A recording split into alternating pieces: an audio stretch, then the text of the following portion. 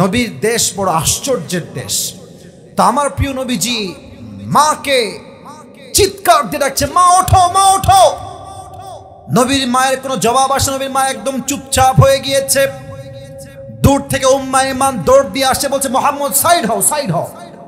উম্মে আইমান খুব কষ্ট করে কোন মতে একটা কবর খনন করে নবীর মায়ের লাশ ওখানে দাফন করে দিয়েছে, আর পাথর দিয়ে ঢেকে, উপরে পাথর দিয়ে ঢেকে দিয়েছে উপরে।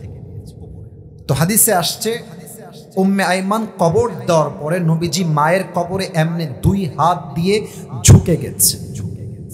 মা কবর থেকে ওঠো, মা বাসায় চলো, মা তুমি কোথায়? কবর ছাড়তে চায় না। উম্মে আইমান নবীজির ডান হাত ধরে এমনি টেনে হিচড়ে দূর থেকে ধরে নিয়ে আসছে। পাহাড় থেকে নিচে নেমে গেছে, নবীজি তাও যেতে চায় না। নবীজি পাহাড় থেকে নিচে যখন নেমে গেছে, উম্মে আইমানের হাত কেমনে এক ঝাপটা দিয়ে আবার মায়ের কবরের সামনে আসছে, মা ওঠো, বাসায় চলো। মায়ের প্রতি নবীজির কি ভালোবাসা! এই মা মাত্র 6 বছর বয়সেই বিদায়, আব্দুল মুত্তালিব দাদা বিদায়, আবু তালেব চাচা বিদায়, খাদিজা বিদায়, 4 জন পুত্র সন্তান তাও বিদায়। আমার প্রিয় নবী, এই সোনামণি, এই যে কালো কালো কালো, এই যে কালোটা, ধরো ধরো ধরো ধরো ধরো। সোনামণি, নতুন নাকি তুমি মাহফিলে? খবরদার একবার উঠবা না। প্রত্যেকটা যুবক মুরব্বী দোয়া না করে কেউ উঠতে পারবে না, ঠিক কিনা বলে? নবীজি হাতিমে কাবার সাথে এমনি হিলান দিয়ে বসে আছেন। আনাস আসছে, ইয়া রাসূলুল্লাহ আপনার কি হয়েছে? আপনার 2 চোখের কোঠায় পানি কেন নবী? নবীজি ডাক দিয়ে বলছে, আনাস শোনো আমার মনের কষ্টের কথা। আমার 4টা পুত্র সন্তান দুনিয়ার থেকে বিদায় হয়ে গিয়েছে। কাফেররা আমাকে ডাক দিয়ে বলছে, মুহাম্মদ তোর রব তোকে ভালোই বাসে না। তোর রব যদি তোকে ভালোই বাসে, তোর পুত্র সন্তান কেন বেঁচে থাকে না? তুই হচ্ছিস লেজ কাটা পুত্রের সন্তান। নাউজুবিল্লাহ পড়বেন না আপনারা সবাই? তোর বংশ লেজ কাটা বংশ। হে আনাস, আমার কানে খবর এসেছে কাফেররা সুমাইয়া রাদিয়াল্লাহু তাআলা আনহাকে গণধর্ষণ করেছে। বলতে লজ্জা লাগছে। আমার প্রিয় মায়েরা বোনেরা, এই কথাকে মাইন্ডে নেবেন না, হাদিস থেকে বলছি কথাটা। আমার মায়েরা রাগ করবেন না, বোনেরা রাগ করবেন না। প্রিয় ভাইরা তাকান, সুমাইয়াকে গণধর্ষণ করেছে সব কাফেররা মিলে। সুমাইয়ার লজ্জাস্থান থেকে ব্লিডিং হচ্ছে, রক্ত বের হচ্ছে, কাফেরদের জুলুম আর অত্যাচারের শিকার হয়ে। যখন রেপ করা শেষ, গণধর্ষণ করা শেষ, সুমাইয়ার এক পা দিয়েছে ডান দিকে, আর এক পা দিয়েছে বাম দিকে। 2 পা 2 দিকে দিয়ে পায়ে প্যারেক বেঁধে দিয়েছে। আর সুমাইয়ার লজ্জাস্থানের দিকে তাক করে প্রত্যেকটা কাফের তীর বের করে তার লজ্জাস্থানে তীর নিক্ষেপ করে সুমাইয়াকে জায়গায় শহীদ করে দিয়েছে। কি কষ্ট হয়েছে মেয়েটা! আল্লাহু আকবার, কি ইমান তাজা ছিল। বলছে, আনাস এই কষ্ট তো আমার সহ্য হয় না, এই কষ্ট তো আমার দিলে সয় না। আনাস আনাস এই কথাগুলো শুনে 2 চোখের পানি ছেড়ে কান্না করছে। আমার দিকে তাকান, এই যে কথা বলছে, একবার বামে তাকায়, ডানে তাকায়, সামনে তাকায়। কথা বলতে গেলে ডান বাম হতেই হয়। তো আনাস কথা বলতে বলতে চোখের পানি মুছবে, জাস্ট মাথাটা থোড়া সা নিচে, একটু নিচে দিয়ে এভাবে চোখের পানি মুছতেছে আর নিচের দিকে তাকায় আছে। Maybe after 1 minute or maybe 2 minutes, 1 minute পরে যখন আনাস তার চোখটা একটু উপরে তুলেছে, দেখছে নবীর 2 চোখে একটু আগেই পানি ছিল, বাট এখন নবীজির পুরো চেহারা একটা মুচকি হাসি দ্বারা ভরপুর হয়ে গেছে। সুবহানাল্লাহ পড়বেন না আপনারা সবাই? আরেকবার পড়ে সবাই সুবহানাল্লাহ। আনাস ডাক দিয়ে বলছে, ইয়া রাসূলুল্লাহ, ইয়া হাবিবাল্লাহ, মাত্র 2 মিনিট আগে আপনার চোখের কোঠায় পানি ঝরছিল নবী। হ্যাঁ, আপনার চোখের কোঠার পানি কোথায় গেল? মুচকি হাসি আপনি কেন হাসছেন? আমার প্রিয় নবী ডাক দিয়ে বলছে, আনাস তুমি তো দেখো নাই, এই মুহূর্তে জিবরাইল এসে আল্লাহর পক্ষ থেকে আমাকে হাউজে কাউসার দান করে দিয়েছে। কোন সুবহানাল্লাহ। তাহলে শান নজুল কি হলো? নবীর জীবনে অনেক কষ্ট ছিল, নবীর কষ্টকে হালকা করতে হাউজে কাউসার, সূরা কাউসার দান করেছে একজন। আওয়াজ দিয়ে বলেন সবাই, তিনি কে? এখন যাদের মাথায় বুদ্ধি আছে একটা প্রশ্ন করবেন আপনারা সবাই, যাদের মাথায় বুদ্ধি আছে তারা বলবেন, হুজুর তাফসীর তো বুঝলাম, যে আপনারা রাগটা করছেন না তোমার উপরে। আমি জানি তাফসীর করলে অনেকের একটু সমস্যা হয়। কেন? অনেকে দেখবেন যে তাফসীরের চাইতে গাল গল্প যার কোনো ভিত্তি নাই এইটা শুনতে মানুষ বেশি পছন্দ করে আজকাল, ঠিক কিনা বলে? বাট আমরা বগুড়ার সন্তান, নন কোয়ালিটি আমাদের পছন্দ না, আমাদের ব্র্যান্ড কোয়ালিটি পছন্দ, ঠিক কিনা বলে?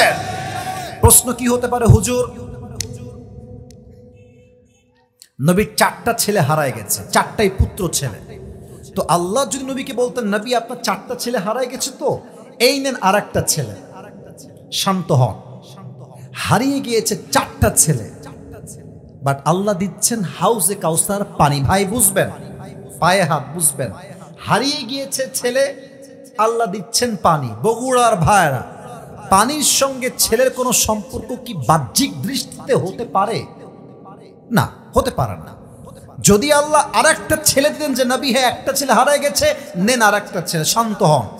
হারিয়ে গিয়েছে ছেলে আর আল্লাহ দিচ্ছে পানি, আর নবী পানি পেয়ে হাসতেছে। একটা প্রশ্ন বগুড়ার ভাইরা, আছে না নাই?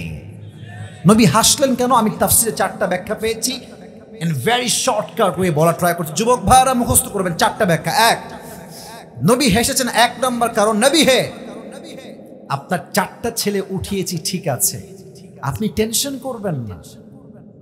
এই 4টা ছেলের পরিবর্তে আমি আল্লাহ তাআলা দুনিয়াতে আপনাকে কোটি কোটি রূহানি সন্তান দান করেছি। সুবহানাল্লাহ। আমার তো বিশ্বাস, যদি কালকে কেউ নবীর শানে একটা কুশব্দ উচ্চারণ করে, ঢাকার বাইতুল মুকাররম কালকে ঘেরাও হয়ে যাবে। যুবক ভাইরা, যদি ফ্রান্সের নবীর বিরুদ্ধাচরণ করা হয়, পুরো বাংলাদেশের আগুনে দাউ দাউ করে জ্বলবে বাংলাদেশ। যুবক ভাইরা, ঠিক কিনা বলো? 4টা ছেলে নিয়েছি, আফসোস করবেন না। 4টার পরিবর্তে কোটি কোটি রূহানি সন্তান আমি আল্লাহ আপনাকে দান করেছি। পড়েন সবাই সুবহানাল্লাহ। 2 নম্বর ব্যাখ্যা, নবী যদি আপনার সন্তান আমি দুনিয়া থেকে না উঠাইতাম, হতে পারতো এমন আপনার পরবর্তী উম্মতরা আপনার ছেলেকে আবেগে নবী বানায় ফেলতো। আমাদের দেশ হচ্ছে এমন একটা দেশ, বাপ ছিল পীর, ছেলে হয়ে গেছে পীর। বাপ ছিল ভালো একটা পীর, বাপ ছেলে এমন একটা পীর হয়েছে গাঞ্জাটাই না নিজেই কুল পায় না। আর মেয়েরা, ওই যে মহিলা যারা আছে, বাবার দরবারে গিয়ে বাবা একটা ছেলে দাও, বাবা একটা মেয়ে দাও। আসলে কি জানেন, যেই মেয়ে বাবার কাছে গিয়ে ছেলে চায়, মেয়ে চায়, ওর মতো মূর্খ আল্লাহর জমিনে দ্বিতীয় আর কেউ হতে পারে না। যুবক ভাইরা, আপনারা সিলেটের শাহজালাল মাজারের নাম শুনছেন না? নাম তো শুনছেন। আচ্ছা, আমার দিকে তাকান। এটা হচ্ছে এই যে লাল শালু দেখা যায়, লাল শালু, এটা হচ্ছে মাজারের গেট। বোঝাবার স্বার্থে বলছি, আর কিছু না। তো আপনি এই পাশ দিয়ে আসছেন, মাজারে যাবেন বাবার দরবার সালাম দেওয়ার জন্য, দোয়া করার জন্য। তো দেখবেন মাজারের এন্ট্রান্সে প্রবেশ পথে দেখবেন কিছু ফকির থাকে, হাতে হাতে প্লেট থাকে, থালা। বাবা কিছু দেন, দেন কিছু দান করেন। গেটে ঢোকার সময় ফকির আপনার কাছে থালা পেতে একটা মেসেজ দেয়, বলে আরে বেটা তুই তো পুরো বছরে মাজারে আসলি একবার, আর আমার পুরো জীবনটাই তো মাজারে কেটে গেল। বাবা যদি কিছু দেওয়ার ক্ষমতা রাখতো, তোর আগে আমি ফকির বড়লোক হয়ে যেতাম। ঠিক কিনা বলে? পীরের ছেলে পীর হয়ে যায়। যেমন ভাবে ইব্রাহিম আলাইহিস সালামের সন্তান ইসমাইল একজন নবী, ইয়াকুব আলাইহিস সালামের সন্তান ইউসুফ একজন নবী, দাউদ আলাইহিস সালামের সন্তান সুলাইমান একজন নবী। এমন ভাবে যদি প্রত্যেকটা নবীর ছেলে নবী হতে পারে ইয়া রাসূলুল্লাহ, তো আপনার ছেলে বেঁচে থাকলে আপনার উম্মতরা আবেগেই আপনার সন্তানদেরকে নবী বানিয়ে ফেলতো। এই ফিতনা যেন তৈরি না হয়, তাই আপনার সন্তানদেরকে অল্প বয়সে উঠিয়ে নিয়েছে একজন। আওয়াজ দিয়ে বলেন সবাই, তিনি কে? আর 3 নাম্বার ব্যাখ্যা, সবার কলিজায় আঘাত লাগার মতো ব্যাখ্যা। আপনার সবাই শহীদ আল্লামা দেলোয়ার হোসেন সাইদি হুজুর নাম তো শুনছেন? ছি ছি, এত আসতে বললেন, নাম তো শুনছেন আপনারা?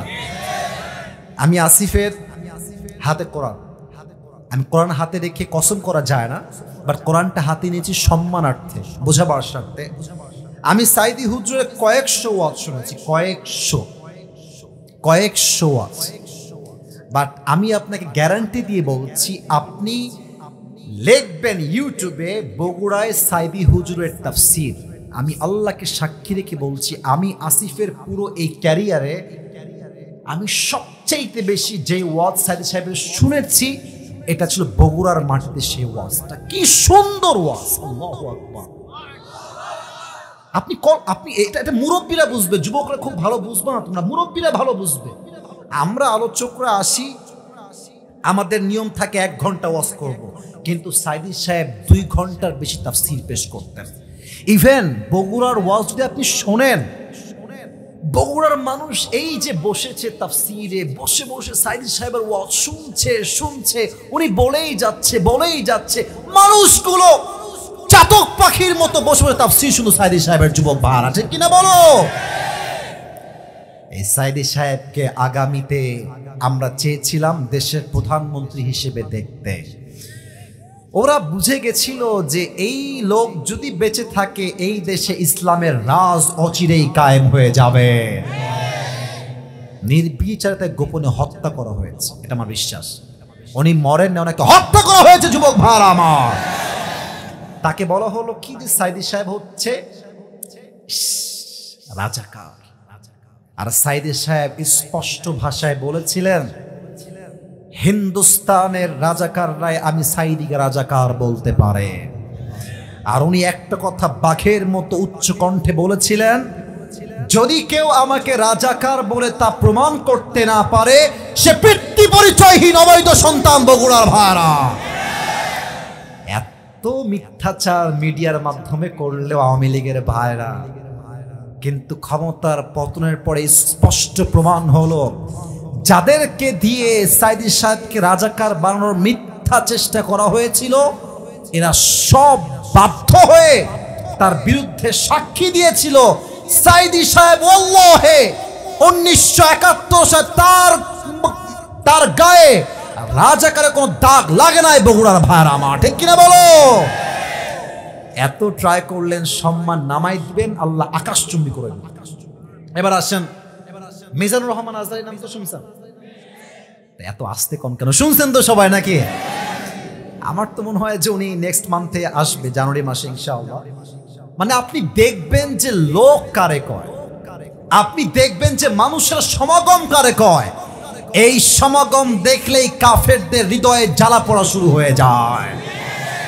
তা আমার মনে আছে, আপনারা রাগ করবেন না, আজহারী সাহেবের ছবি টাঙাইছে, ছবি দিয়ে লম্বা একটা ব্যানার, এটা তাফসিরের পাঠ, তাফসিরের বাইরে আমি একটু বলবো, একটু পরেই বলছি। ব্যানার দিয়ে আমাদের দেশে কিছু সুন্নি ভাইয়েরা আছে, গরম সুন্নি, ঠান্ডা সুন্নি, তিতা সুন্নি, হ্যাঁ, পাগলা তিতা মিঠা বোঝে না, পাগলারে জিলাপি দিও না। তো তারা দেখলাম কি করলো, সাইদি সাহেবের আজহারী সাহেবের ছবি দিয়ে মহিলাদেরকে দিয়ে জুতা দিয়ে পিটা করাইছে, নাউজুবিল্লাহ পড়েন, জুতা দিয়ে পিটাচ্ছে। আস্তাগফিরুল্লাহ, দেখে আমার কলিজায় এতটা আঘাত লেগেছে, বড় কোনো ভাষা যুবক ভাইরা আমার কাছে নাই। এবার আপনারাই বলেন, আজহারীকে বলা হলো সে হচ্ছে কাফের। ইভেন এটাও বলা হলো যে আজহারী যদি তওবা না করে সে নাকি মুসলমান হইতেই পারবে না, সে এত বড় কাফের হয়ে গেছে। এই যে আঘাত আজহারীর উপরে আসলো, সম্মানে, ব্যক্তিত্বে আঘাত। এবার আপনারা কোন সম্মান কমে গেছে না বেড়ে গেছে? আরে বোঝে নাই, কমে গেছে না বেড়ে গেছে? ওয়া তুইজ্জু মান তাশা ওয়া তুযিল্লু মান তাশা বিয়াদিকাল খায়র ইন্নাকা আলা কুল্লি শাইইন কাদির। যার সম্মান আল্লাহ আকাশচুম্বী করতে চায়, তার সম্মান কেউ টেনে নামাইতে পারে না, যুবক ভাইরা আমার। কাফেররা বলছে, এই হাজী সাহেবরা খবরদার, মক্কা এক পাগল আসছে, নাম হচ্ছে মুহাম্মদ, তার কাছে কেউ যেও না, গেলেই তোমরা জাদুগ্রস্তের শিকার হয়ে যাবা। কাফেররা বলছে, আরে জীবনেও তো মুহাম্মদ নামে কারো নাম শুনি না, এটা কে? দেখতে হবে, আমরা দেখবো, বাট কথা শুনবো না। এবার হাজিরা মিলে, কাফেররা মিলে আমার 2 হাত দেখেন, 2 আঙ্গুল 2 কানে দিয়েছে, মুহাম্মদকে দেখার জন্য সব কাফেররা বের হয়ে গেছে। মুহাম্মদ নামের যুবকটা আসলে কে, এই জাদুকর যুবকের নাম কি, সে দেখতে কেমন, সব কাফেররা বের হয়ে কাবার সামনে আসছে। দেখছে একজন সুশ্রী যুবক, হ্যান্ডসাম যুবক কাবার সামনে বসে বসে কোরআনটা খুলে কি যেন এভাবে ঝুঁকে ঝুঁকে ঝুঁকে ঝুঁকে তেলাওয়াত করছে। কাফেররা বলছে কি রে, শুনেছিলাম পাগল, শুনেছিলাম মেন্টালি সিক, বাট তার চেহারা দেখে মনে হচ্ছে তো পাগল নয়, এটা মহামানবের সন্তান, ঠিক কিনা বলে। এবার কানটা এই দুই হাত হটাই দিয়েছে। আমার প্রিয় নবীজি তার মায়াবী কণ্ঠে বসে বসে সূরা রহমান তেলাওয়াত করছে। নবীর কণ্ঠে অনেক কাফেররা জায়গায় কালেমা পড়ে মুসলমান হয়ে গেছে, কোন সুবহানাল্লাহ। নবী, কাফেররা আপনাকে পাগল বলে, আপনার বিরুদ্ধে অপপ্রচার করে টেনশন করবেন না, প্রত্যেকটা অপপ্রচারকে আমি আল্লাহ তাআলা আপনার পক্ষে প্রচার শক্তি হিসেবে কবুল করব। আল্লাহু আকবার। 4 নাম্বার ব্যাখ্যা, নবী হে, আপনি হাউজে কাউসারের মূল্য দুনিয়ায় বুঝবেন না। যেই দিন কিয়ামতের ময়দান কায়েম হবে, চতুর্পাশে সূর্যের তাপ পড়বে, জমিনের তাপে, সূর্যের তাপে এই মাটিটা তামা হয়ে যাবে, তামা হয়ে যাবে। মানুষের জিহ্বাগুলো ঝুলে কুকুরের মতো ঝুলবে, তৃষ্ণায় মানুষগুলো ব্যাকুল হয়ে যাবে। ওই দিন যেই বান্দা হাউজে কাউসার থেকে এক ঢোক পানি খাবে, পান করবে, তার জান্নাতে যাওয়া পর্যন্ত আর পিপাসা লাগবে না। সুবহানাল্লাহ পড়বেন না আপনারা? আচ্ছা, এই যে বাবুটা, একে দাঁড় করাও তো, দাঁড়াও তো তুমি বাবু, সোনামণি। আচ্ছা, ওর বয়স কত মনে হচ্ছে? 10, 8, 9 এরকমই তো নাকি? ওই যে আমার প্রিয়, তোমার বাবু, তোমার নাম কি? মইনুল ইসলাম। আচ্ছা, তুমি একটু দাঁড়াও, তোমাকে ধমক দিব না, ভালোবাসার জন্য তোমাকে দাঁড় করাইছি। এই পিচ্চির বয়স 8 বা 10 হবে। ওকে আমি ডাকলাম, বললাম এই মইনুল এদিকে আসো। কি হুজুর, কি হয়েছে? বললাম যে তুমি একটু পানি নিয়ে আসো। তো দেখবেন যে ঠিক আছে হুজুর, যাচ্ছি, দেন। এটা নিয়ে নর্মালি হেঁটে হেঁটে যাবে, normally, he will walk very normally, very simply. ঠিক আছে হুজুর, দেন, নিয়ে আসছে। আচ্ছা, একটা ব্যাখ্যা। আর একটা ব্যাখ্যা হচ্ছে, মনে তুমি এদিকে আসো। আসলো, ওকে আমি চকলেট দিলাম, আইসক্রিম দিলাম, বিস্কুট দিলাম, চিপস দিলাম, টাকা দিলাম, ওর হাতে ভর্তি খাবার। এবার বললাম, মইনুল যাও তো, এক গ্লাস পানি নিয়ে আসো। তো দেখবেন খুশিতে এমন দৌড় দিবে, ও লুঙ্গি খুললেও টের পাবে না। বসে পড়ো, বসে পড়ো, এবার বসে পড়ো। কি বুঝলেন? কিছু পেতে হলে কিছু, আরে ভাই কথা কোন, কিছু পেতে হলে কিছু। তো আল্লাহ তাআলা দেখছেন যে আমার প্রিয় নবীজি হাউজে কাউসার পেয়ে বড্ড খুশি হয়ে গেছে। এখন তো নবীকে কাজ দিয়ে নবী খুব খুশি খুশি করে ফেলবে। আল্লাহ বলছেন, নবী এত খুশি হবেন না, আগে শোনেন, একটা কাজ দেই, দুইটা কাজ দিচ্ছি। দেখেন, আল্লাহ বলছেন, নবী ফাসাল্লি লিরাব্বিকা ওয়ানহার, perform the salah and sacrifice to your Lord alone। নবী হে, নামাজ পড়বেন, কোরবানি করবেন, মানুষের জন্য নয়, এক সত্তার জন্য। আওয়াজ দিয়ে বলেন সবাই, তিনি কে? পরে আমি ব্যাখ্যা খুঁজলাম যে কি রে, আল্লাহ চাইলে তো ফাসাল্লি ওয়ানহার বলতে পারতেন, ফাসাল্লি লিরাব্বিকা কেন বললেন? আপনাদের বগুড়া একজন আলোচক আছে, বক্তা, নাম হচ্ছে বজলুর রশিদ হুজুর। নাম তো শুনছেন নাকি? মুরব্বীরা ওনার ওয়াজ খুব পছন্দ করে, আমি জানি। বজলুর রশিদ হুজুর বগুড়ার সন্তান, কাহালুতে ওনার বাসা, কাহালুতে ওনার বাসা। তো উনি এই আয়াতের ব্যাখ্যার জন্য বলছি আর কি, বোঝাবার স্বার্থে।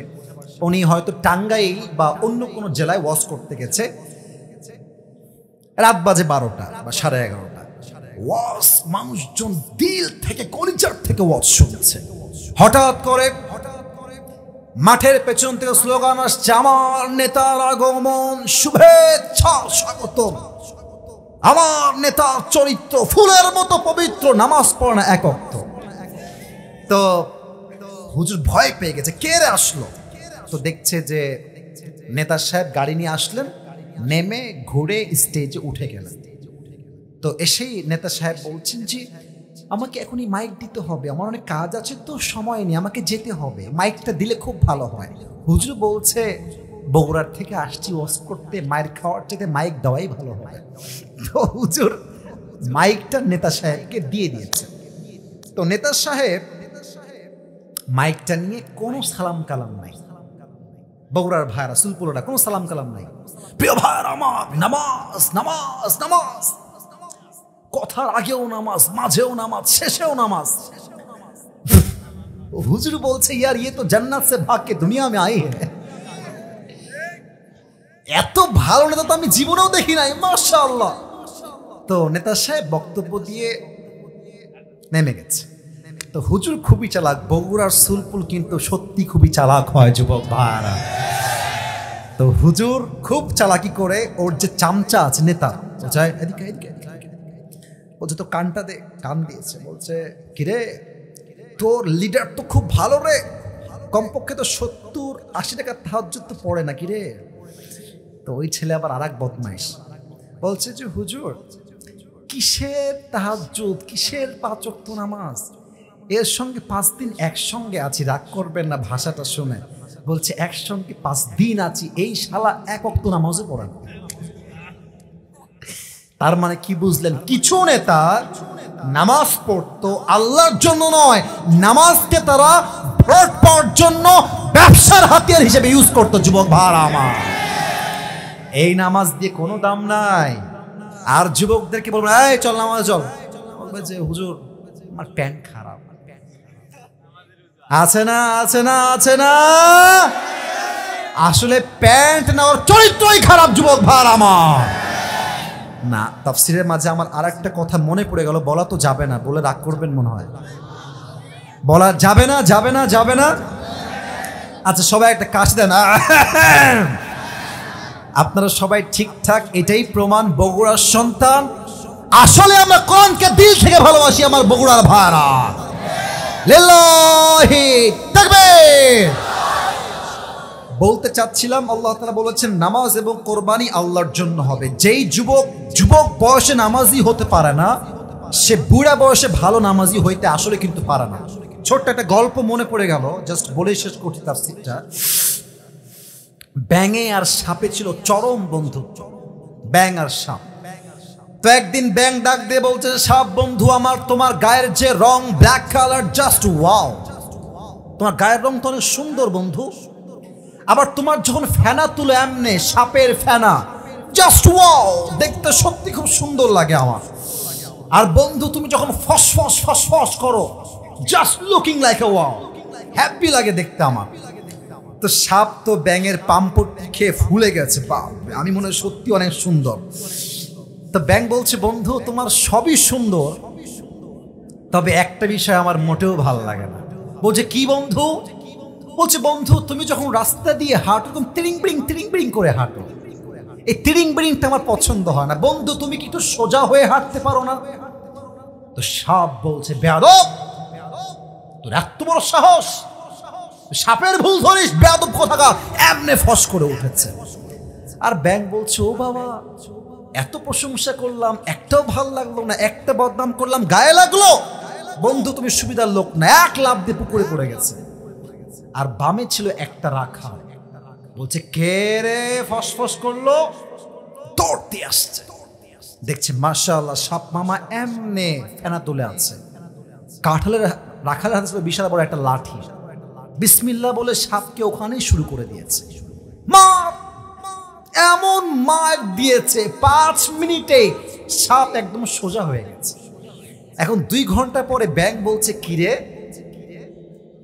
বন্ধুর কোনো সারা স্বপ্ন নেই, বন্ধু গেল কোথায়, বন্ধু আমার গেল কোথায়? উঠে আসছে, উঠেই দেখছে অবাক করা কাণ্ড, বন্ধু আর তিরিং বিড়িং নাই, বন্ধু সোজা হয়ে গেছে। আরে বন্ধু আমার সোজা হইল কেমনে? দৌড় দিয়ে কাছে গিয়েছে, দেখছে বন্ধু আর জিন্দা নাই, বন্ধু ময়রা, বন্ধুর ফেনা সাপ বিষ সব বের হয়ে গেছে। এবার ব্যাঙ ডাক দিয়ে বলছে বন্ধু সেই সোজা আপনি হইলেন, তবে ফেনা থাকতে আর সোজা হইতে পারলেন না, ফেনা বের হয়ে সোজা হইলেন। তো যুবকরা আজকে ভালো হতে চাইলেও যৌবনের চাহিদা, যৌবনের জ্বালা হাজার হাজার যুবককে নামাজি হতে দেয় না যুবক ভাইরা আমার, ঠিক কিনা বলো? এক মুরব্বী আগে ছিল বদমাইশ, পরে হয়ে গেছে অনেক আল্লাহওয়ালা, অনেক ভালো মানুষ। তো এক ছেলে বাপকে রাগের মাথায় মেরে ফেলেছে। তো তো মেরে ফেলার পরে এলাকার ময় মুরব্বীর কাছে আসছে যে আব্বাজান আমি তো আমার বাপকে মেরে ফেলেছি, এখন এই দায়ভারটা আমি কেমনে এড়িয়ে যাব। তো মুরব্বীরা বলছে বাবা আমাদের কাছে কোনো বুদ্ধি শুদ্ধি নাই, অমক এলাকার এক মুরব্বী আছে, আগে বদমাইশের হাড্ডি ছিল, এখন হজ করে ভালো হয়ে গেছে, ওর কাছে যাও, কোনো একটা বুদ্ধি তোমাকে দিয়ে দিবে। তো যুবক গিয়েছে মুরব্বীর কাছে, আগে বদমাইশ ছিল, বলছে মুরব্বী প্লিজ, মুরব্বী একটা বুদ্ধি দেন, বাপকে আমি রাগের মাথায় মেরে ফেলেছি, আমি বাঁচবো কেমন করে। মুরব্বী বলছে আমি তো অনেক ভালো হয়ে গেছে, আমি আর খারাপ বুদ্ধি দিব না, যাও যাও যাও। যুবক বলছে প্লিজ মুরব্বী একটা বুদ্ধি দেন। তো মুরব্বী বলছে আচ্ছা শোন, আমি তো ভালো হয়ে গেছি, যদি আমি আগের মতো খারাপ হতাম তাহলে তোকে বলতাম যেহেতু বাপকে মেরেই ফেলেছিস, এখন এক কাজ কর, রশি দিয়ে টাঙায় থো, মানুষকে বলবি ফাঁসি দিয়ে মরে গেছে, কিন্তু আমি যেহেতু ভালো হয়ে গেছি এই বুদ্ধি আমি দিব না। এবার কোন মুরব্বী বুদ্ধি দিয়েছে কি দেয় নাই? তার মানে যে যুবক বয়সে নামাজি হতে পারে না, ভালো হইতে পারে না, সে তার পুরো জীবনেও ভালো হতে পারে না। যুবক ভাড়া আমার ঠিক কিনা বলো? ফসল্লি লিরাব্বিকা ওয়ানহার, শেষ আয়াত বলছি, এটা বলে আমরা ইতি টানবো। সবাই একটা তাকবীর দেন, লিল্লাহি তাকবীর। শেষ কথা আমার দিল দিয়ে শুনবেন আর আওয়াজ দিবেন বাঘের মতো, ইন্না শানিআকা হুয়াল আবতার।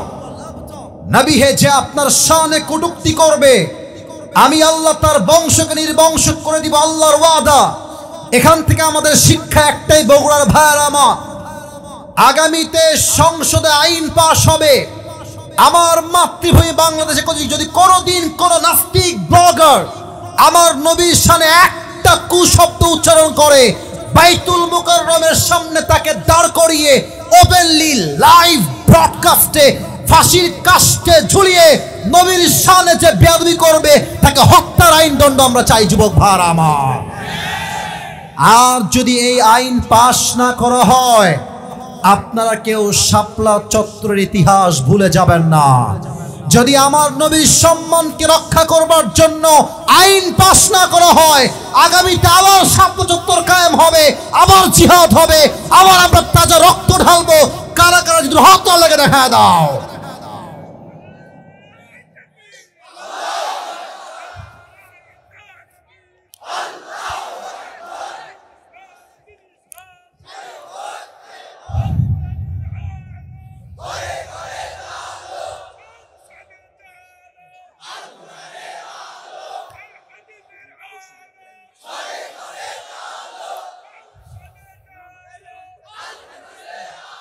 আরে ভাই, বগুড়ার মুরব্বীর শক্তিও যুবকদের সমান। যুবক ভাড়া ঠিক কিনা বলো?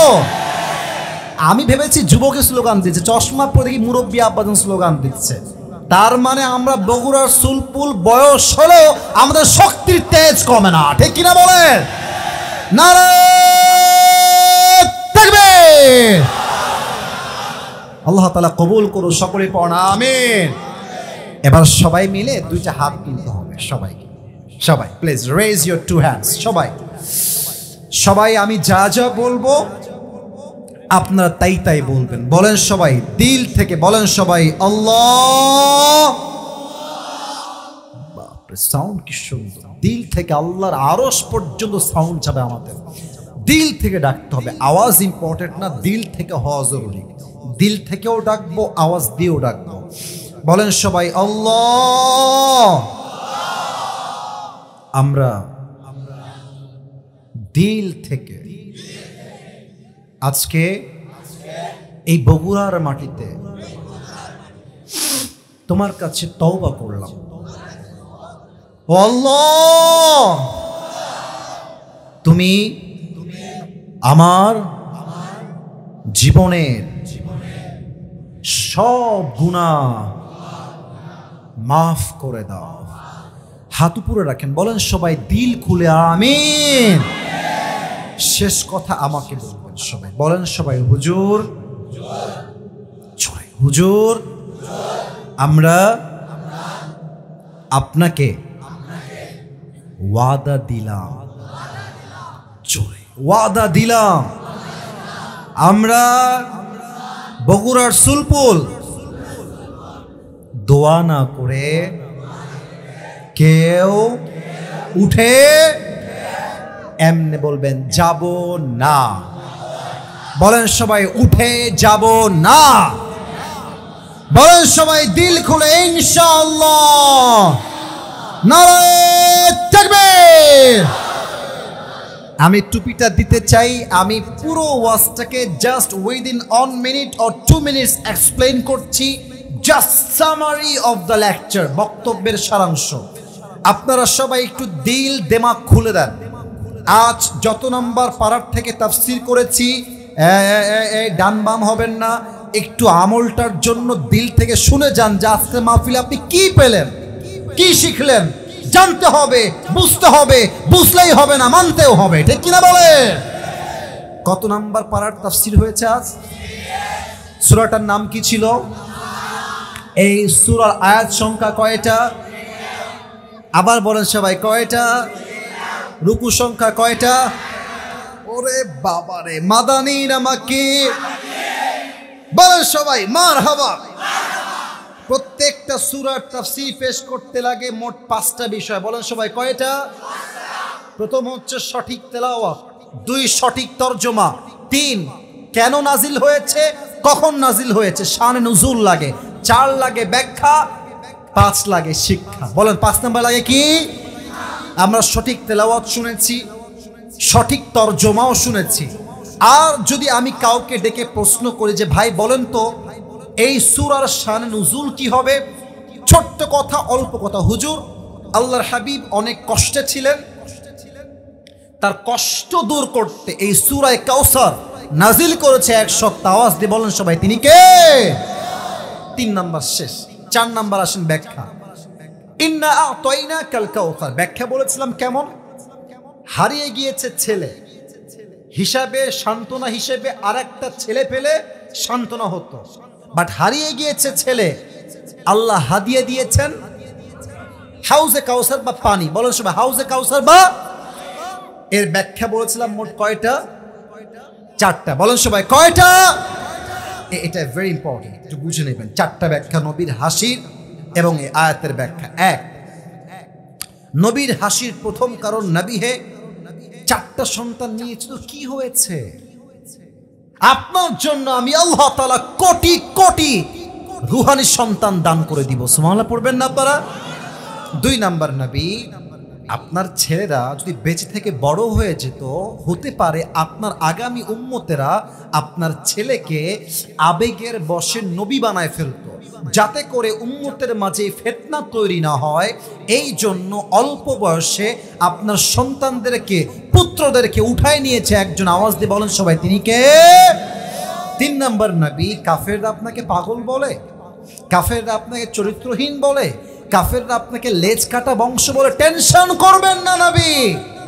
কাফেররা যতই আপনার সম্মানে আঘাত করুক, আমি আল্লাহ তাআলা ওয়ারাফা'না লাকা যিকরাক, I have dignified your status high, very high and highest big।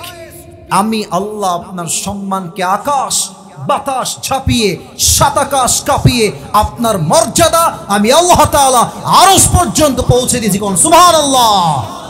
অর্থাৎ আপনার অপপ্রচারকে আমি আল্লাহ প্রচার করে দিয়েছি। 3 নাম্বার কারণ, তাই নবীজি হেসেছেন। 5 অর্থাৎ 4 নাম্বার কারণ, নবী হাউজে কাউসারের মূল্য দুনিয়ায় আপনি বুঝবেন না।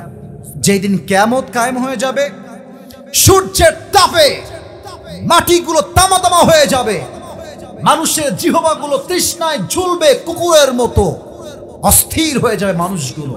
ওই কঠিন মুহূর্তে যেই বান্দা 1 ঢোক পানি হাউজে কাউসার থেকে পান করবে, জান্নাতে যাওয়া পর্যন্ত সে আর কখনো পিপাসিত হবে না। বগুড়ার ভাইরা কোন সবাই সুবহানাল্লাহ? ওরে ভাই জোরে কোন সুবহানাল্লাহ? আচ্ছা, আমি বলেছিলাম কিছু পেতে হলে কিছু, কথা কোন, কিছু পেতে হলে কিছু। তো আল্লাহ তাকে দিয়েছেন হাউজে কাউসার, দিয়েছেন। এবার তো আল্লাহ কিছু চাচ্ছেন নবীর থেকে। আল্লাহ বললেন 2টা কাজ করবেন। বলেন কয়টা? আরে ইয়ার জোরসে বলো কয়টা? ফসল্লি লিরাব্বিকা ওয়ানহার, 1 নামাজ, 2 কোরবানি। বলেন সবাই 1 নামাজ, 1 নাম্বার, 2 নাম্বার। এগুলো আমরা করব জাস্ট মানুষকে খুশি করার জন্য, ফেসবুকে লাইক কমেন্ট পাওয়ার জন্য। ইয়েস নাকি নো? এটা হবে এক সত্তার সন্তুষ্টির জন্য। আওয়াজ দিয়ে বলেন সবাই, তিনি কে? শেষ কথা, ইন্না শানিআকা হুয়াল আবতার। এখান থেকে বলবে, এই যুবক বা মুরব্বী আব্বাজান বলেন তো, আমরা সংসদে কি আইন পাস চাই? আপনি বলবেন, সংসদে আমরা আইন পাস চাই, নবীর শানে যে বেয়াদবি করবে তাকে ফাঁসির কাস্টে ঝুলিয়ে সঙ্গে সঙ্গে হত্যার আইন পাস করতে হবে। ঠিক কিনা বলে? এই আয়াতের তাফসীর, শানে নুজুল এবং নবীজির প্রতি আল্লাহর দুইটা আদেশ এবং শেষের সংসদের আইন। আমি প্রশ্ন করলে উত্তর করতে পারবে কোন বাঘের বাচ্চা আছে? দাঁড়িয়ে যাও। 2 3 4 5। আমার এই ভাইটা সবার আগে দাঁড়িয়েছে, তুমি আসো। সবার আগে সে দাঁড়িয়েছে, অতএব তার হকটা একটু বেশি। হুজুর মনে হচ্ছে মোটামুটি চলে আসেন। এই সাইড, সোনামণি সাইড দাও, সাইড দাও, সাইড দাও, সাইড দাও। মাশাআল্লাহ, সবাই একটা কাশি দেন। লিল্লাহি তাকবীর। দুইটা নিয়ম বলে দিচ্ছি প্রিয় ভাই, তুমি আমার এই পাশে আসো। হ্যান্ড মাইকটা কোথায়? হ্যান্ড মাইকটা, হ্যাঁ মাইক্রোফোন, স্যার মাইক্রোফোন দিলে খুব ভালো হয়। কেউ উঠছে নাকি রে? কেউ উঠছে নাকি? বসে বল। আচ্ছা ঠিক আছে, বলে দিচ্ছে। উঠে গেলে লস, কারণ তাবারুক আছে তো, আমরা সবাই তাবারুক নিয়ে যাবো। রাজি আছেন তো সবাই ইনশাআল্লাহ? কেউ যাবেন না। প্রিয় ভাই, নিয়ম বলছে, এদিকে এদিকে সবাই। দুইটা নিয়ম। এক, ও যদি 3 বার বেঁধে যায় 3 বার বলে দিব, যদি তাও না পারে তবে তাকে বাদ দিয়ে আরেকজনকে সুযোগ দেওয়া হবে। 1। 2 নাম্বার নিয়ম ফর অল দ্য অডিয়েন্স, আপনাদের জন্য, সে যখনই উত্তর করবে সবাই মিলে এক বাক্যে বলবেন দিল খুলে মারহাবা। আরে ভাই জোরে করো সবাই মিলে মারহাবা। আমি দেখতে পাচ্ছি আজকের যে মাহফিলের ক্রাউড, যে সিচুয়েশন, আমার মনে হচ্ছে আশেপাশে ডানে বামে এবং আমার সামনে যারা অডিয়েন্স হিসেবে এসেছে, if I am not making any mistake, যদি আমার ভুল না হয়, মনে হয় এখানে আজকে 90% বেশি কলিজার টুকরা যুবক ভাইয়ের আজকের মাহফিলে এসেছে। এটাই হচ্ছে ইসলামের গণজোয়ার। যুবকদের জনস্রোত প্রমাণ করে ইসলামের গণজোয়ারকে রুখে দেওয়ার সাধ্য কারণ এই বাংলার মাটিতে। আমি আমার যুবকদেরকে সামনে নিয়ে, মুরব্বীদেরকে সামনে 2-1টা কথা আমি আমার মাতৃভূমি বাংলাদেশ কিনে বলতে চাই। আপনারা রাগ করবেন নাকি কেউ? আবার প্রথম কথা আমি যেটা বলতে চাই সেটা স্পষ্ট ভাষায় বুঝতে হবে। শহীদ আবু সাইদ কাউকে আগ বাড়িয়ে মারতে যায় নাই, কারো বুকে গুলি করতে চায় নাই। যখন তার বুকে পুলিশরা নির্বিচারে গুলি ছুঁড়েছে, তখন 18 কোটি মানুষের হৃদয়ের কলিজার ভেতরে একটা আঘাত লেগেছে। যুবক ভাইরা, আমরা কাউকে মারতে চাই না, কাউকে আমরা আগ বাড়িয়ে আঘাত করতে চাই না, কিন্তু আমাদেরকে যদি কেউ আগ বাড়িয়ে আঘাত করতে আসে, তাকে উৎখাত না করা পর্যন্ত আমরা শান্ত হতে পারি না। ঠিক কিনা বলে? ছাত্র জনতা স্লোগান তুললো, আমরা কোটার সংস্কার চাই, কোটার সংস্কার চাই। যখন শহীদ আবু সাইদের বুকে গুলি চালানো হলো, স্লোগানটা মুহূর্তেই চেঞ্জ হয়ে গেল। তখন স্লোগান হলো স্বৈরাচারের পতন আমরা একমত, একভাবে চাই। ঠিক কিনা বলে? আমি এখান থেকে একটা মেসেজ দিতে চাই, আমাদের ঐতিহ্য, আমাদের ক্যাটাগরি, আমাদের ক্যারেক্টার, আমাদের চরিত্র আগ বাড়িয়ে কাউকে মারা নয়। আমাদের চরিত্রের নাম হচ্ছে ডিফেন্স অ্যাটাক। যদি কেউ আমাকে মারতে আসে, নিজেকে বাঁচাবার সাথে আমাকে ডিফেন্স অ্যাটাক করতেই হবে। ভারতকেও বলবো, আমরা কাউকে মারতে চাই না, দাঙ্গা চাই না, বাট আমাদের দিকে চোখ তুললে ওই চোখকে আমরা উপড়ে ফেলবো। যুবক ভাইরা, পানিকে দেখে যদি কেউ ভাবে পানির কোনো শক্তি নাই, স্রোত নাই, তর্জন নাই, গর্জন নাই, সে অনেক ভুলের মধ্যে আছে। পানি যেমন ঠান্ডা, যেমন নম্র, যেমন ভদ্র, এই পানির স্রোত যখন শুরু হয় পাহাড়কে সে ভেঙে চুরে চূর্ণ বিচূর্ণ করে দেয়। ডক্টর ইউনূস সাহেব একটু ভদ্র বলে, আমরা একটু মুসলমান, আমরা শান্তিপ্রিয় বলে আমাদেরকে দুর্বল ভেবো না। মাথায় রাখবা, মুসলমানদের একজন ইমানদার যুবক 1000 কাফেরের সমান। বগুড়ার ভাইরা, আমি আমার কণ্ঠের সমস্ত শক্তিকে উজাড় করে আজকে বগুড়ার মাটিতে একটা কথা বলতে চাই, যদি আগামীতে কোনো প্রকার মামুর বাড়ি দিল্লি গিয়ে কেউ তার স্বামীর দেশ থেকে দেশকে অস্থিতিশীল করতে চায়, স্পষ্ট পায়গা আমাদের পক্ষ থেকে আগামীতে স্বৈরাচারকে গদিতে আমরা চুল পরিমাণ বরদাস্ত করতে পারবো না বগুড়ার ভাইরা। আর যদি আগামীতে আবার স্বৈরাচার নামানোর ডাক আসে, একটা শহীদ আবু সাইদ নয়, বগুড়ার জমিন থেকে হাজার হাজার শহীদ আবু সাইদ মাথায় কাফন বেঁধে রাস্তায় নেমে জিহাদ করতে বাধ্য হবে যুবক ভাইরা আমার।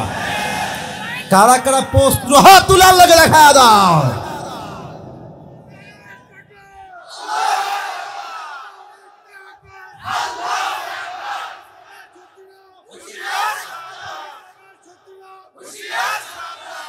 আল্লাহ তাআলা এই স্লোগানকে কবুল করুন, সকলেই দিল খুলে পড়ুন আমিন।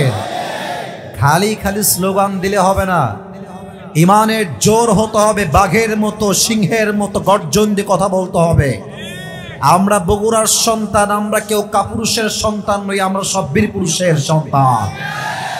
মাথায় রাখতে হবে বগুড়া একটা উন্নত মানের জেলা। আমার তো মনে হয় বগুড়াকে জেলা নয়, একটা বিভাগ ঘোষণা করা দরকার যুবক ভাইরা। বগুড়ার যে উন্নয়ন, বগুড়ার যে ক্যাপাসিটি, বগুড়ার তো মমইন দেখলেই বোঝা যায় বগুড়াটা ব্র্যান্ড সিটি যুবক ভাইরা আমার। অতএব বগুড়াকে মাইনাস করার কোনো সুযোগ নাই। বগুড়ার মানুষ আমরা ভালোর ভালো, বাট কেউ যদি খারাপ হয় ওকে আর জাত বোঝাতে আমাদের সময় লাগবে না যুবক ভাইরা। আল্লাহ তাআলা বগুড়ার মাটিকে ইসলামের ঘাঁটি হিসেবে কবুল করুক। আমরা সকলেই দিল খুলে পড়ছি আমিন। তোমরা এদিকে চেপে গেলে ওদের দেখতে সমস্যা হবে। Try to understand please. একটু ডানে যাও, একটু ডানে যাও, না হয় বসে পড়ো, হয় বসে যাও না হয় ডানে যাও। মাশাআল্লাহ, ঠিকঠাক, এবার ঠিকঠাক আছে। আজকের মাহফিলে বিবাহিত আসছেন কারা কারা একটু হাত তুলেন তো দেখি। আচ্ছা আচ্ছা, হাত নামান, হাত নামান। অনেকই বিবাহিতরা আছেন। এবার যাদের বউটো কেউ নাই, সিঙ্গেলরা খুব কষ্টে আছো শীতকালে, তারা হাত তোলো। ইন্না লিল্লাহ। আপনারা সবাই সিঙ্গেল, সত্যি না মিথ্যা? এ আমি বিশ্বাস করি না। শিওর শিওর বউ নাই? শিওর? আমার আব্বা জানরা বোঝার ট্রাই করেন, যুবকদেরকে এই শীতকালে কম্বল দিয়ে নয়, বউদের যুবকদের শীত দূর করতে হবে। আমার মনে হয় প্রত্যেকটা বাবার উদ্যোগ নেওয়া উচিত। এই শীতকালে আমার ছেলেকে পড়ালেখার চাপ নয়, বিয়ের চাপ দেওয়া লাগবে যুবক ভাইরা। কারণ বিয়েটাই এমন জিনিস যে বিয়ের মাধ্যমে যুবকের চরিত্র নষ্ট হয়ে বেঁচে যাবে যুবক ভাইরা আমার। আল্লাহ প্রত্যেকটা আব্বা জানদেরকে বোঝার তৌফিক দান করুক। দিল খুলে পড়া আমিন। আসলে আমার কলিজার টুকরা মায়েরা বোনেরা আজকের মাহফিলে এসেছেন। আমি বলবো মা হচ্ছে আমাদের হেল্পিং হ্যান্ড, মা হচ্ছে আমাদের রাইট হ্যান্ড। মা যদি বিয়ের জন্য বাপকে বলে তুমি আমার ছেলেকে বিয়ে দিবা না, মানে আমার মনে হয় 80 ভাগ বাবা বিয়ে দেওয়ার জন্য বাধ্য হয়ে যাবে যুবক ভাইরা। আমি আমার মাদেরকে বলবো, মায়েরা আমার, আপনি আপনার মেয়েকে বিয়ে দেওয়ার সময় সরকারি চাকরিজীবী নয়, চরিত্রবান যুবক দেখে আপনার মেয়েকে বিয়ে দেওয়া লাগবে। মায়েরও দোষ নাই, বাবারও দোষ নাই, কিছু ক্ষেত্রে বিশেষ দোষ হচ্ছে কিছু চরিত্রহীন মেয়েদের। I don't measure everyone equally. আমি সব মেয়েকে এক পাল্লায় মাপি না। এই দেশে যেমন খাদিজার চরিত্রে মেয়ে আছে, তেমন নষ্টা মেয়েও এই বাংলাদেশে আছে যুবক ভাইরা। কিছু মেয়ে ভাবে যে বিয়ের সময় আসলে আমার কথা একটা, টাকা যার কাছে আছে টাকলা হলেও আমি তাকে বিয়ে করে ফেলবো। সব মেয়েকে এক পাল্লায় মাপছি না, বাট কিছু মেয়ের চরিত্রের খারাপের জন্য হাজার যুবকের চরিত্র ইমান নষ্ট হয়ে যায়। আল্লাহ সেই মেয়েদেরকে বোঝার তৌফিক দান করুন। সকলেই দিল খুলে পড়া আমিন। 3টা তাকবীর দিয়ে আমি আমার মূল ওয়াজে ফিরে যেতে চাই। প্রথম তাকবীর দিবেন আমার প্রিয় বিবাহিত ভাইরা, দ্বিতীয় তাকবীর দিবেন আমার প্রিয় সিঙ্গেল ভাইরা। আমি দেখতে চাই আজকের মাহফিলে জোর কাদের কত বেশি। বিবাহিত ভাইরা একটা কাশি দেন। আচ্ছা, সিঙ্গেলরা চুপ থাকবা। বিবাহিত ভাইরা, it's time for the married people. বিবাহিত ভাইরা তাকবীর দেন, লিল্লাহি তাকবীর।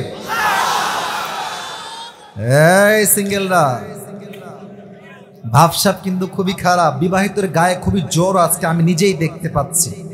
সিঙ্গেলরা কি আজকে হেরে যাবা? হেরে যাবা? পরাজিত হবা? ফেল করবা? সিঙ্গেলরা কাশি দাও। লিল্লাহি তাকবীর। বিবাহিত ভাইরা, আই এম সো সরি, আমাকে আপনারা মাফ করে দিবেন। আজকের মাহফিলে কলিজার টুকরা সিঙ্গেল ভাইরাই পাস করেছে, ঠিক কিনা বলো? এবার আমরা সবাই মিলে স্লোগান দিয়ে তাফসীরে ফিরে যাব। এমন স্লোগান দিবেন, এমন বাঘের কণ্ঠে, আপনাদের স্লোগানের ঠেলায় আমি, সভাপতি ফিরোজ ভাই, সবাই যারা আমরা পেছনে বসে আছি, স্লোগানের ঠেলায় স্টেজ ভেঙে নিচে পড়ে যাব। বাঘের মতো দিবেন স্লোগান, লিল্লাহি তাকবীর। এই ডান হাত তুলে দেওয়া লাগবে, হ্যাঁ? লিল্লাহি তাকবীর। আল কোরআনের আলো। বগুড়ার সাউন্ড কি রে ভাই? এই বগুড়া সুলপুল তো বিড়ালের বাচ্চা না, সব সিংহের বাচ্চাগুলো আমার সামনে বসে আছে। আল কোরআনের আলো, আল হাদিসের আলো। কোরআন হাদিস যেখানে, আলেম ওলামা যেখানে, বগুড়াবাসী যেখানে, আমতলীবাসী যেখানে, আল্লাহ তাআলা কবুল করুন। সকলেই দিল খুলে পড়ুন আমিন। তাফসীর শুরু করার পূর্বে ছোট্ট একটা গিফট নিয়ে আসছি আপনাদের জন্য। গিফটটা দেখিয়ে তাফসীরে ফিরে যেতে চাই। আমি আজ আমার একটা টুপি নিয়ে আসছি গিফট। ছেলে পেলে পাগল করে দেয় ভাই মাহফিল থেকে যাওয়ার সময়। কেউ কেউ তো আমারে ধইরা না পারে আমার জুব্বাও খুলে ফেলে, এমন একটা অবস্থা। টুপি ধরে টান দেয়, কোটি ধরে টান দেয়, কি যে করে বলা মুশকিল। তো আজকে টান দেওয়া লাগবে না ভাই, আমি নিজেই হাদিয়া নিয়ে আসছি আজকে। তবে আগে একটু ভাব নিতে হবে, না হয় বুঝে আসবে না। এই টুপিটা, এটা আমার জন্য, আমি নিজে অর্ডার দিয়েছি পাকিস্তান থেকে। এটা আমার সাইজে বানানো, এটা আমার মাথার টুপি। এটা আমি আসার সময়ে পরেছিলাম, জাস্ট খুলে টুপি চেঞ্জ করে আরেকটা পরেছি, আরেকটা নিয়ে আসছি গিফট দেওয়ার জন্য। তো কেন বললাম এই টুপিটা সবাই পাবে তা না, যে কোনো একজন যুবক পাবে। বাট ये नसीब की बात है मेरे दोस्त, हर किसी को ये मिलने वाला नहीं है। যে কোনো একজন যুবক পাবে বা মুরব্বী পাবে, শর্ত একটা। আমি আসিফ, আজকে আমি অধম, যে তাফসীরটা কোরআন থেকে পেশ করব, যে সূরা থেকে পেশ করব, যদি কোনো যুবক বা মুরব্বী আব্বা জান শেষ পর্যন্ত শুনে এটাকে মুখস্থ করতে পারে এবং শেষে গিয়ে বলতে পারে, তাকে এই টুপিটা আমরা আস্তে পরিধান করাই দেব। বলেন সবাই ইনশাআল্লাহ। আমি আবারও বলছি, কথা বলো না, আমি আবারও বলছি, এই ওয়াজ মাহফিলে লোক সমাগম হলেই ওয়াজ মাহফিলটা সফল হবে না। ওয়াজ সফল হবে তখন ঈমান এবং আমল পাক্কা হবে যখন, ঠিক কিনা বলেন? খালি শফের জন্য আমাকে দেখবে না যে আসিফ হুজুর অনেক ফেমাস, ফেসবুকে, টিকটকে, ইউটিউবে অনেক ভিডিও হুজুরের দেখেছি, তা নয়। আমাদের দেশের বাস্তবতা হচ্ছে, যোগ্য আলেমের চাইতে আমরা ভাইরাল মানুষকে দাম দেই বেশি।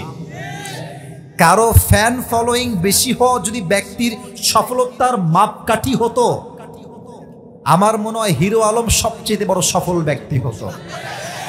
ফ্যান ফলোয়িং হলেই কিন্তু সফল ব্যক্তি হওয়া যায় না। যার ইলম ভালো, আমল ভালো, সেই তো আসল যোগ্যতা সম্পূর্ণ ব্যক্তি, ঠিক কিনা বলে? খবরদার কেউ আমার চোখে চোখ রাখবেন না অ্যাজ এ ফেমাস পারসন। আপনি বোঝেন আমি কি তাফসীর পেশ করছি। সবাই একটা তাকবীর দিই বিরতির জন্য। লিল্লাহি তাকবীর।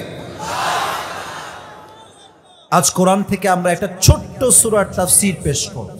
আমি বলছি, আপনারা আমার সঙ্গে সবাই বলবেন।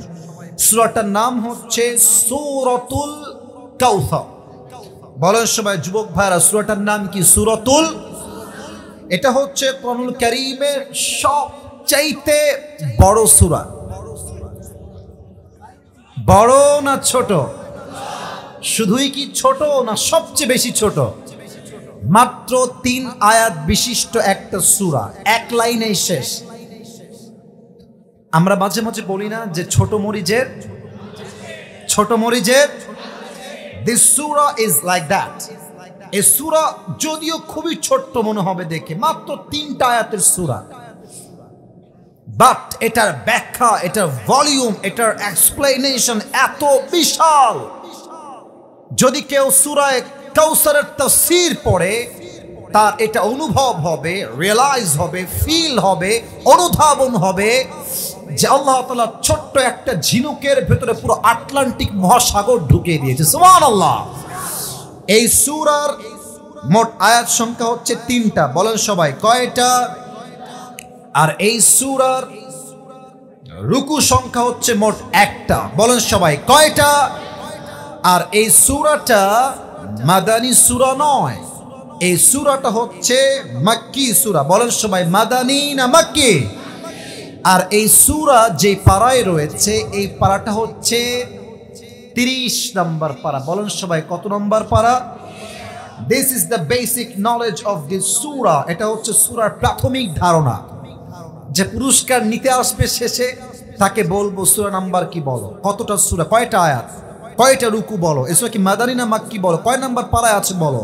এই জন্য ভালো করে বুঝে নেন। লাস্ট রিপিট করছি, পারা নাম্বার কত? কথা বগুড়ার ভাইরা কথা বলেন, বলেন সবাই পারা নাম্বার কত? সূরাটার নাম সূরাতুল।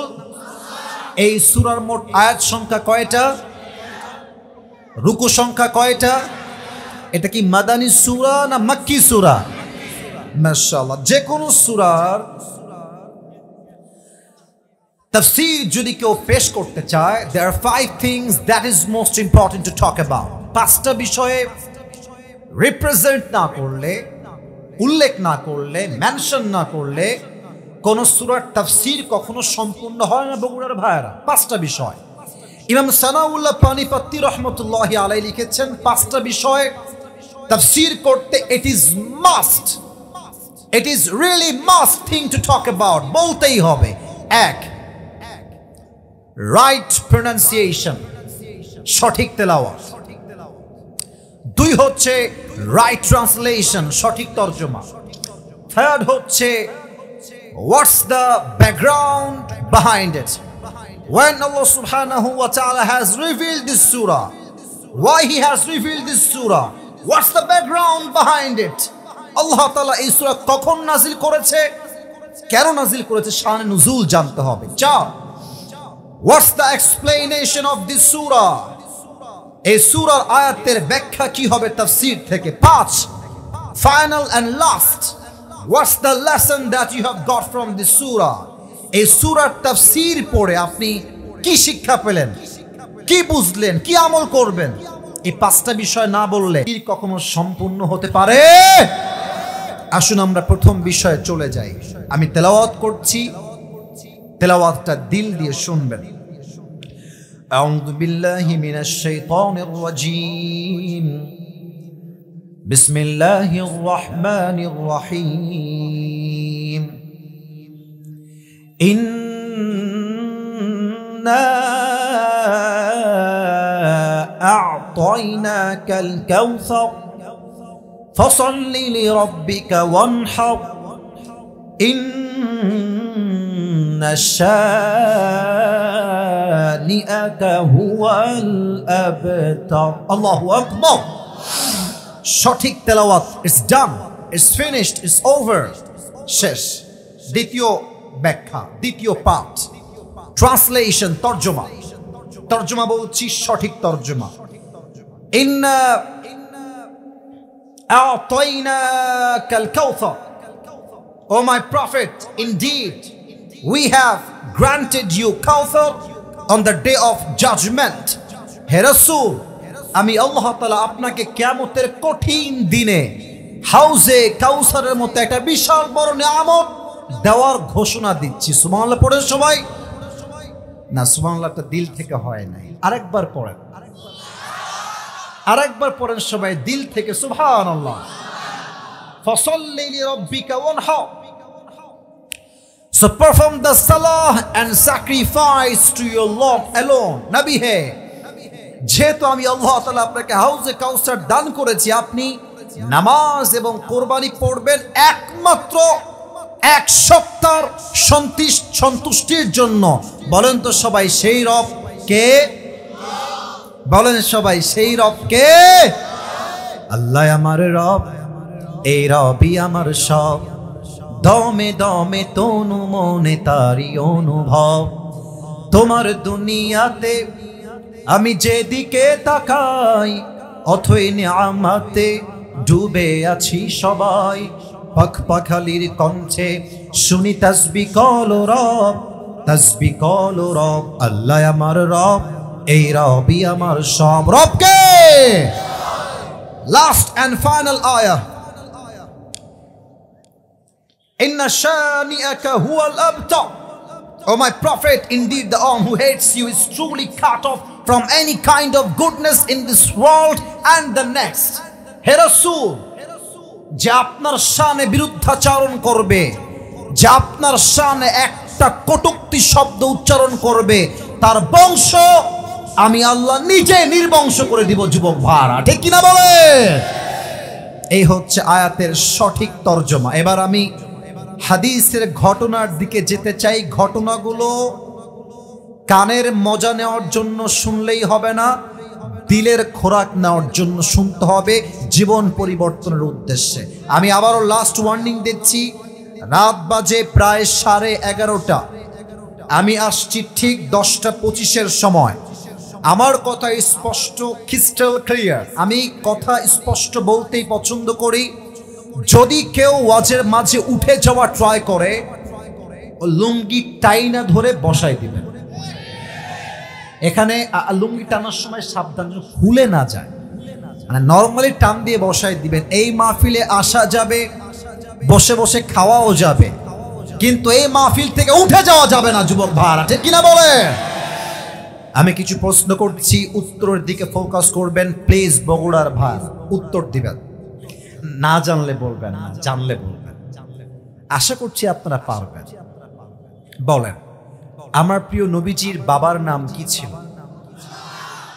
আরে ভাই জোরে বলেন সবাই, নবীজির বাবার নাম কি? আজকে তো মিডিয়া মনে হয় এখানে 60-70টা 50টা হবে। বিশ্বাস করেন ভাই, আমি 2-1 ছাড়া কাউকে চিনি না। ভাইরা নিজের আগ্রহে নিজের টাকায় ক্যামেরা নিয়ে ভিডিও করতে আসছে। এটা তো আগামীকাল গোটা বিশ্বে ছড়িয়ে যাবে।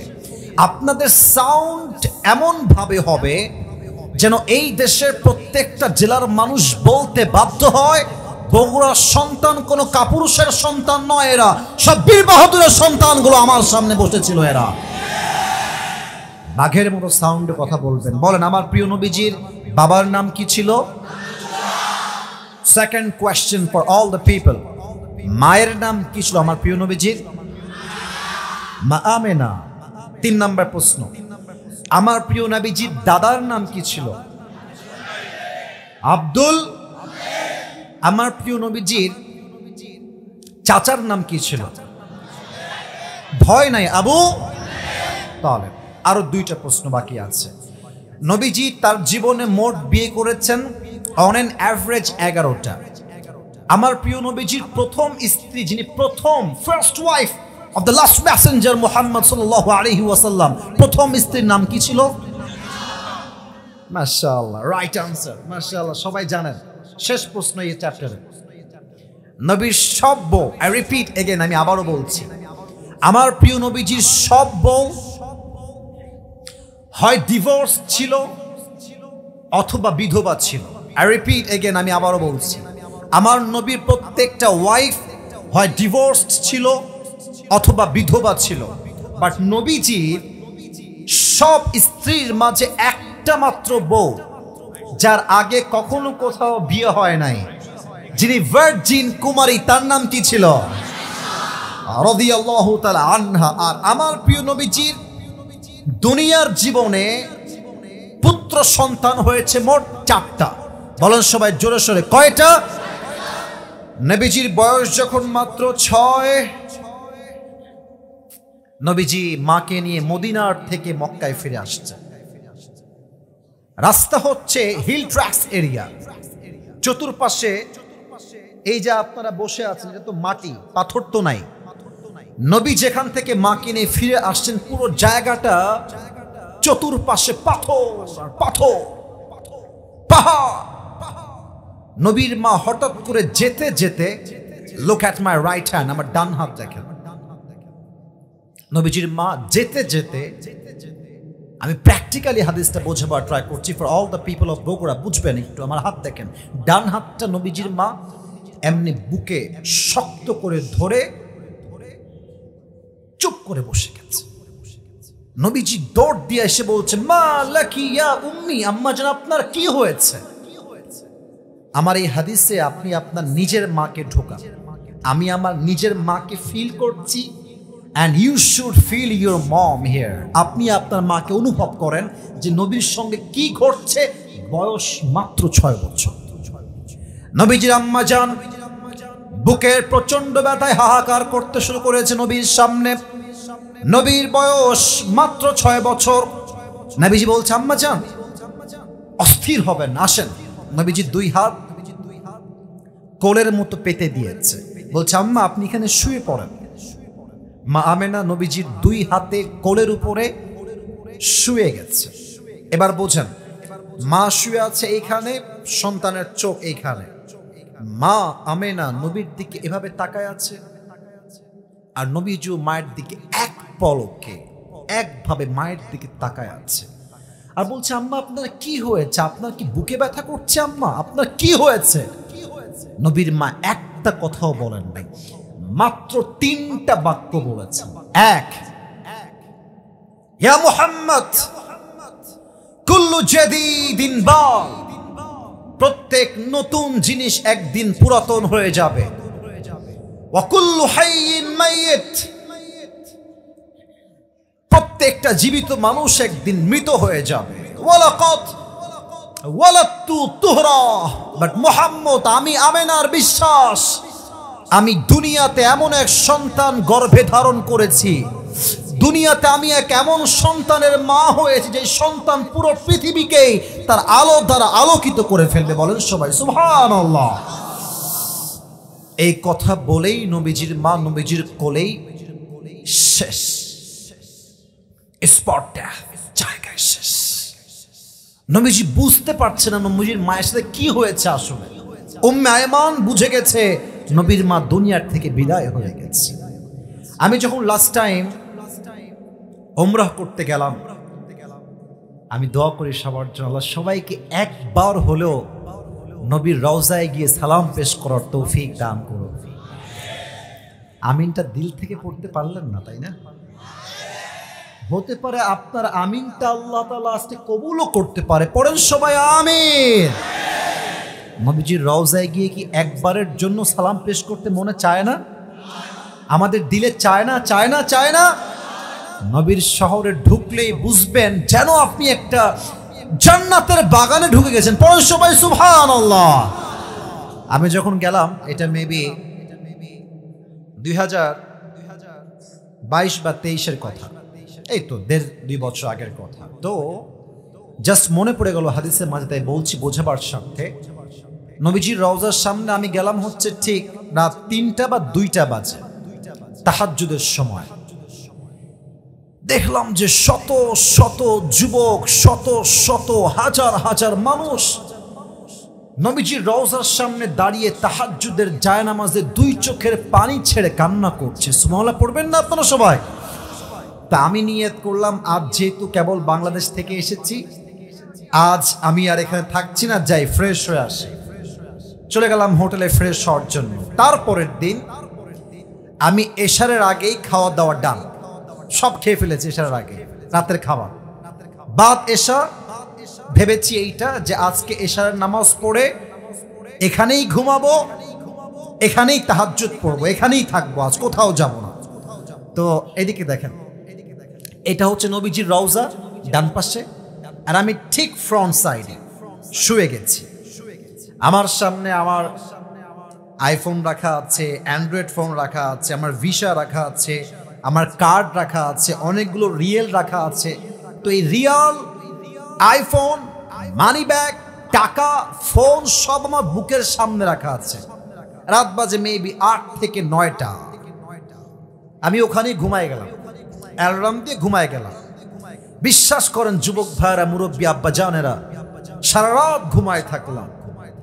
যখন ঘুম থেকে উঠলাম নবীজির রওজার সামনে, উঠে দেখলাম আমার আইফোন, অ্যান্ড্রয়েড ফোন, টাকা, মানি ব্যাগ, ওয়ালেট, রিয়াল আমার বুকের সামনে যেভাবেই ছিল, ঘুম থেকে উঠে দেখছি ওভাবেই সবগুলো পড়ে আছে, কেউ চুরির হাত বাড়ায় নাই। আপনি বোঝেন আমার কথা? কিচ্ছু চুরি হয় না। আর আমাদের দেশে আমার মনে হয় যে আপনি যদি আন্ডারপ্যান্ট খুলে ঘুমান, দেখবেন আন্ডারপ্যান্টও ঘুম থেকে উঠে চুরি হয়ে গেছে।